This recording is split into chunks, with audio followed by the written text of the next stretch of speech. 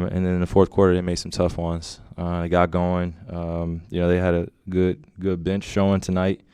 And, when you got, 7 guys in double figures, that definitely shows you that it's a team game out there. They play with cohesion and some poise down the stretch. So, did they do anything defensively to take you off of your rhythm?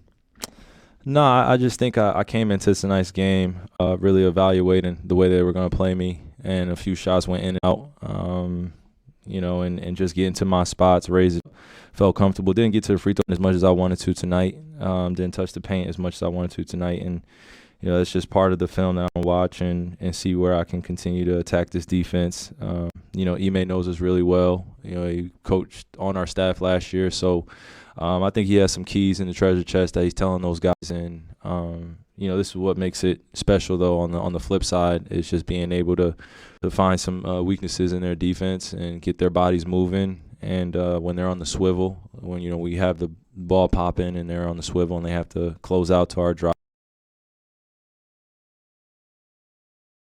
I feel like we're a better offensive team, but again, it just starts with the little details and make sure we cover up for one another. Kai, this is a twofold. Even before you came back full time, the sometimes closing quarters has been an issue for this team. Mm-hmm. In your mind, that run, you're up 7 late in the third, where they go on a run and never trail again. What were the 2 or 3 biggest keys where it kind of got away there?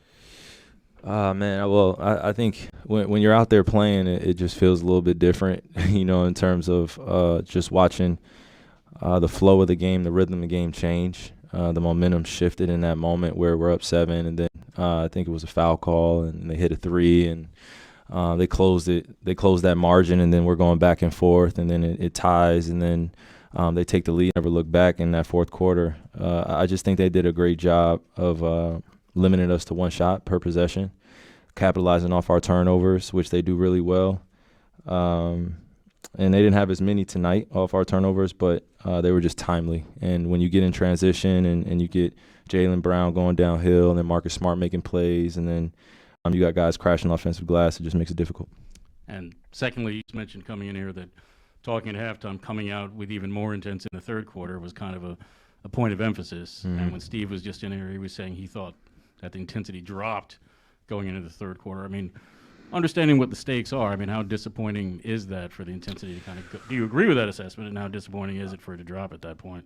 To be honest with you, we don't really have time to be disappointed and to hold our heads. This is part of playoff basketball and learning your team and being in these situations where we can have carryover into the next one. But coming out in that third quarter, we talk about it, and I don't want to say I'm not sure, but we just got to be better moving forward, coming out of that halftime and knowing that when we have the lead and against a good team or a great team like Boston, we've got to take advantage of it. So I think I agree in part with assessment with Steve, in terms of our intensity, but us as players on the court, we got to control that and rise to the occasion. Just simple as that. Kyrie, what do you think you need to do to get Kevin rolling again from the field? We shot 20 free throws.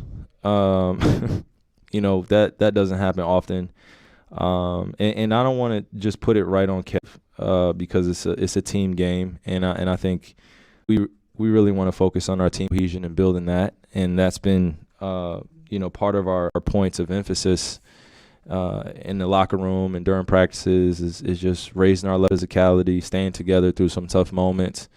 Realizing that when our intensity is not at a certain level, we're just not playing the same. So it's not all on Kev. I think, for myself, I take accountability. I think everybody and on our team takes accountability. But for him specifically, I think as a PG, I just got to get him to his spots and make the game a lot easier. And I believe I can do that with the assistance of the coaches and just having a game plan to attack this, this defense. We're going against no one team in defense in the league. They've proven it. So it's not going to be easy, but it can be done. To that point, specific to him, what are they doing defensively that is causing him so many problems so far? I think you see it out there. They're really emphasizing on being in help position And when you're a great scorer, or you're a consistent scorer where you're used to seeing open space, and you're usually shaking guys with one or two moves. This defense, those one or two moves, guys are staying on your hip. They're doing a great job of contesting our pull-ups, making sure that we don't get some open looks. And that's where you go back and watch film and see where you can efficiently attack it, but also know that you're going to shoot some tough ones sometimes, and that just comes with the series. Kyrie,